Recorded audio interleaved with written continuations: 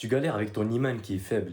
Je sais que c'est le cas parce que sinon, t'aurais pas cliqué sur cette vidéo. Et écoute, j'ai envie de dire que c'est totalement normal. Ça peut être surprenant dit comme ça, mais quand tu vois ce que tu fais dans ta vie en général, que ce soit la prière ou la lecture du Coran, est-ce que tu comprends réellement ce que tu lis ou est-ce que tu récites juste de façon automatique?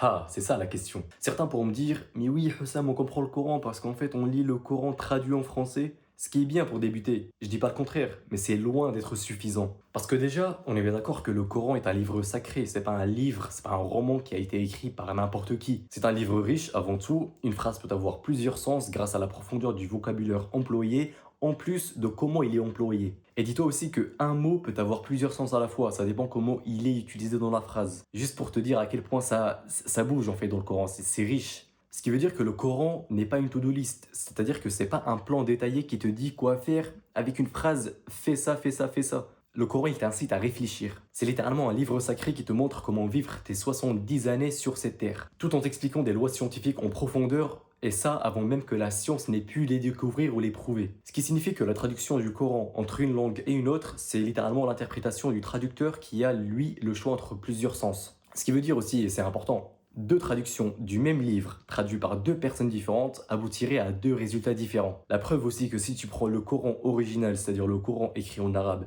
tu le traduis en français, puis en anglais, puis en espagnol, puis tu le retraduis en arabe, ça n'aurait mais en aucun cas le même sens qu'au départ. En plus de ça, le Coran il possède des rimes poétiques grâce auxquelles il transmet des messages d'une façon tellement impressionnante, mais malheureusement ces structures se perdent avec la traduction du livre. C'est pour ça que tu vas chercher l'explication de ce que tu lis progressivement, et petit à petit, à force de voir des mots qui reviennent dans le Coran, parce que faut savoir que dans le Coran il y a beaucoup de mots qui reviennent souvent, à force de voir ces mots en question, tu vas te les imprégner dans le cerveau et tu n'auras même plus besoin de les expliquer parce que tu sauras comment les traduire. Et dis-toi que plus tu commences tôt, plus tôt tu sauras comment lire et comprendre. Parce que imagine là, si tu aurais commencé il y a un an, regarde juste la marge de progression que tu as. En accumulant juste quelques mots de vocabulaire par jour, en l'espace de un an, tu auras accumulé des milliers de mots de vocabulaire. D'ailleurs, je suis en train de préparer un accompagnement pour les gens qui sont déterminés à pouvoir comprendre et à pouvoir parler la langue arabe littéraire.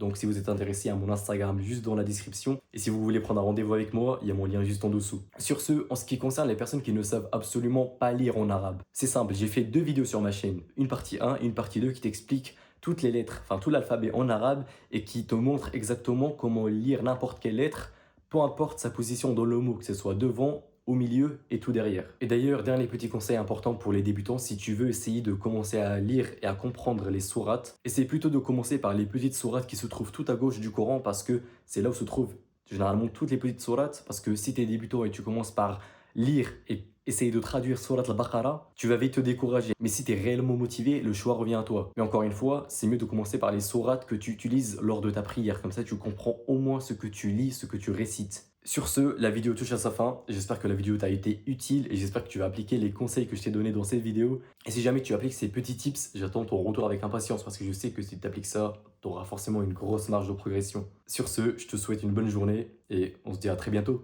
Allez, prends soin de toi frérot. Ciao!